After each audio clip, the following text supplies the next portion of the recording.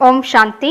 VK. Surajbhai அவர்களின் தாரணை வகுப்பு, மே 3, 2024.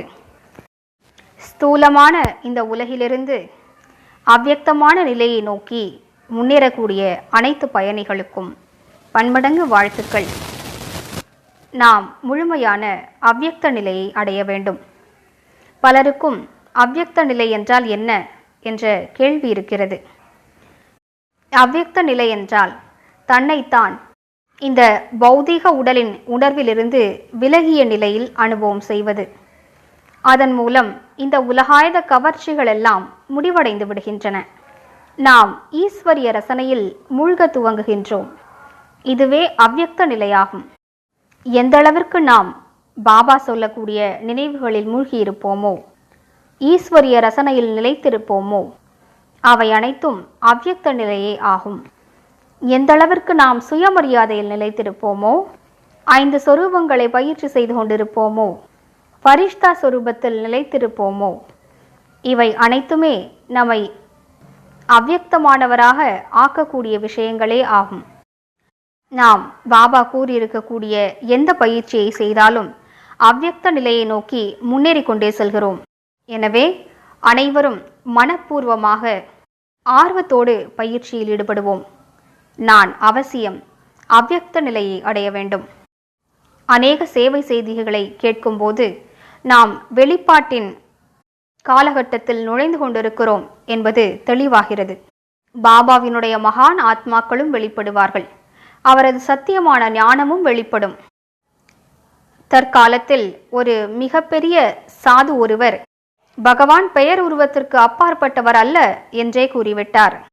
மேலும் அவர் எங்கும் நிறைந்தவர் அல்ல என்றும் கூறிவிட்டார். அவர் மிகப்பெரிய பண்டிதராவார். தற்போது ORCயில் நடந்த சாது சம்மேளனத்தில் அவர் இந்த விஷயத்தை வெளிப்படையாக கூறினார். பல சாது சந்நியாசிகளும் மிக நன்றாக பேசினார்கள். அவர்களும் பாபாவுக்கு அருகாமையில் வந்து கொண்டிருக்கிறார்கள். ஈஸ்வரிய ஞானத்தை அவர்கள் புரிந்து கொண்டிருக்கிறார்கள். பகவானை தெரிந்து கொள்வதற்கு முன்னதாக அவர்கள் ஞானத்தை புரிந்து கொள்கிறார்கள். சிவபாபா என்ற வார்த்தையை கூட அவர்கள் பயன்படுத்த தொடங்கிவிட்டார்கள். சிவபாபா பேசுகிறார் என்றெல்லாம் கூறுகிறார்கள். எனவே நாம் நேரத்தை அருகாமையில் கொண்டு வரக்கூடியவர்களாவோம். மேலும் நாம் வெளிப்பாட்டினை நோக்கி சென்று கொண்டிருக்கிறோம். தந்தையின் வெளிப்பாட்டிற்கான நேரம் நெருங்கிக் கொண்டிருக்கிறது. இதில் நமது தவம் தான் மிகப்பெரிய பங்காற்றும். எந்த அளவிற்கு நாம் தபஸ்வியாவோமோ, அவ்யக்தமாவோமோ, இப்படிப்பட்ட ஆத்மாக்களுக்கு தூண்டுதல் கிடைக்கும். அவர்கள் சத்தியத்தை ஏற்றுக்கொள்வார்கள். மேலும் தெய்வீக சாட்சாத்காரத்தின் பாற்றும் தொடங்கிவிடும். எனவே இவற்றிற்கு நாம் கருவியாவோம். உங்களுக்கு சொற்பொழிவாற்ற தெரியவில்லை என்றாலும் பரவாயில்லை. உங்களுக்கு பெரிய மனிதர்களிடம் தொடர்பு இல்லை என்றாலும் பரவாயில்லை. உங்களது தவத்தின் தூய்மையான அதிர்வலைகள், அந்த சூக்ஷ்மமான அதிர்வலைகள் பிறரிடம் ஆன்மீக விழிப்புணர்வை ஏற்படுத்தும். யார் தேவகுலத்தின் மகான் ஆத்மாக்களோ, யார் சென்ற கல்பத்தில் பாபாவுடன் இணைந்திருந்தார்களோ, அவர்கள் சாது சந்நியாசியாக கூட இருக்கட்டும், பிற தர்மத்தின் தலைவர்களாகவும் இருக்கட்டும், சென்ற கல்பத்திலும் பல ஆத்மாக்கள் பாபாவுடன் இணைந்திருந்தார்கள். அனைத்து தர்ம பித்தாக்களும் இங்கிருந்துதான் ஞானத்தை பெற்று சென்றார்கள்.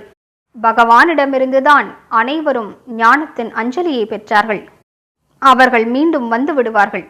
நமது யோகத்தின் அதிர்வலைகளால் அவர்களுக்குள் விழிப்புணர்வு வந்துவிடும். எனவே நேரம் நெருங்கிக் கொண்டிருக்கிறது. ஏனென்றால் பாபாவின் காரியம் தீவிரமான வேகத்தில் முன்னேறி கொண்டிருக்கிறது. இதுவோ பிரபுவின் திட்டமாகும். கீழே இருப்பவர்களுக்கு அவரது திட்டம் குறைவாகவே புரிகிறது. யார் மிகுந்த யோக நிலையில் இருப்பார்களோ, யாரது புத்தி தெய்வீகமாக இருக்குமோ, அவர்களாலேயே அவர் காரியம் செய்யக்கூடிய விதத்தினை புரிந்து கொள்ள முடியும். பகவான் இந்த பூமியை சொர்க்கமாக்குவதற்கு என்னவெல்லாம் விதிமுறைகளை பயன்படுத்தி கொண்டிருக்கிறார், அவர் யாரையெல்லாம் நிமித்தமாக்குவார் என்று நாம் தெரிந்து கொள்ளக்கூட முடியாது. கள்ளம் கபடமற்ற சாதாரண மக்களை கூட அவர் பயன்படுத்துவார். ஏழைகள் மூலமாகவும் பாபா மிகப்பெரிய காரியத்தை செய்விப்பார். எனவே காலத்தை புரிந்து கொண்டு நமது மனநிலையை மிக உயர்ந்ததாக ஆக்குவோம். காலம் மிக வேகமாக நெருங்கிக் கொண்டிருக்கிறது. நமது மிக உயர்ந்த கடமை நம்மை அழைக்கிறது.